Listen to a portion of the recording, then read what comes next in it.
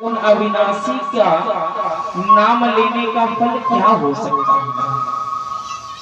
अब भोले बाबा ने जवाब दिया कि देखो भैया, हमारे पास भी ऐसी कोई लिखा पढ़ी नहीं। ध्यान से सुनना। भोलेनाथ ने भी जवाब दे दिया कि अब हमारे पास भी ऐसी कोई लिखा पढ़ी नहीं है कि एक बार भगवान का नाम लेने का फल क्या दिया जाए।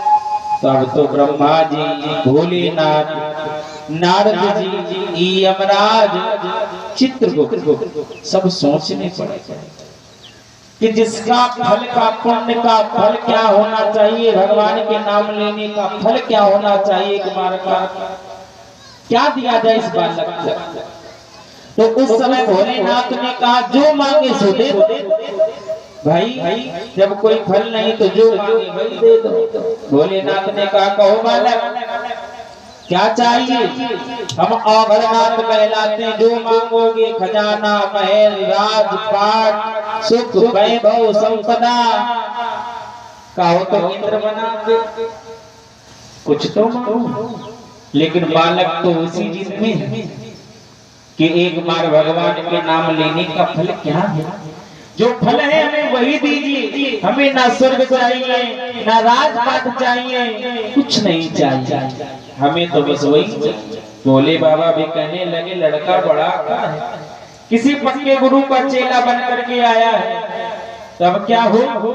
तो बोले चलो जिनका नाम है उन्हीं के पास चलते हैं। और सभी आज भगवान विष्णु के पास मुसीबत आ पड़ी भैया कि आज शंकर भी आए, ब्रह्मा भी आए, यमराज भी, नारद भी। तो नारद जी ने जवाब दिया बाबा, हे प्रभु, आज बड़ी ही आश्चर्यजनक घटना घट रही है। ये बालक एक संत के कहने पर भगवान का एक बार नाम लिया और इससे जब इसके पुण्य का फल देने का कहा कि वही दीजिए, तो इसका हिसाब किताब ना यमराज के पास है, ना ही ब्रह्मा जी के पास है, ना ही भोलेनाथ के पास है। तो प्रभु ये नाम तुम्हारा है, तो भगवान अब आप ही बताइए हम क्या करें। उस समय आज जब भगवान से पूछा गया कि प्रभु आपके नाम का फल क्या है, तो नारायण भी सोच में पड़ गए। नाम तो मेरा है लेकिन फल क्या दिया। उस समय प्यारे भक्त हुआ क्या कि भगवान भी एक बार नाम लेने का फल नहीं बता पाए। उस समय अब भगवान ने कहा भैया इसका तो कोई गणना हमारे पास भी नहीं।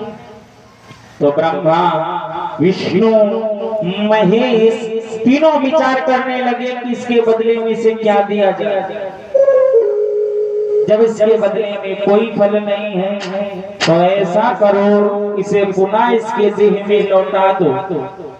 यमराज ने कहा ये तो हमारे नियम के विपरीत है भगवान, एक बार इसके प्राणों को हम हर लाते उसे वापस नहीं करते। तो भगवान ने कह दिया तो फिर एक बार राम नाम का फल का कोई बुरा भाग भी नहीं है, चाहे सारी जिंदगी नाचते रहो। अंतोगत उस बालक की आत्मा को पुनः उसी तन में भेजा गया। और प्यारे भक्तों एक बार संत के कहने पर एक बार, ज्यादा नहीं बस एक बार ही दिया था उसे पुनः उसके तन मिला, उसके प्राण उसे मिल गए। तो ये फल है भगवान के नाम। बोली भक्तवत्सल भगवान की। इसलिए भैया जब तक जीवन है भगवान का नाम लेते रहो, भगवान का स्मरण करते रहो। आइए हम भी सभी एक भजन बोलते हैं।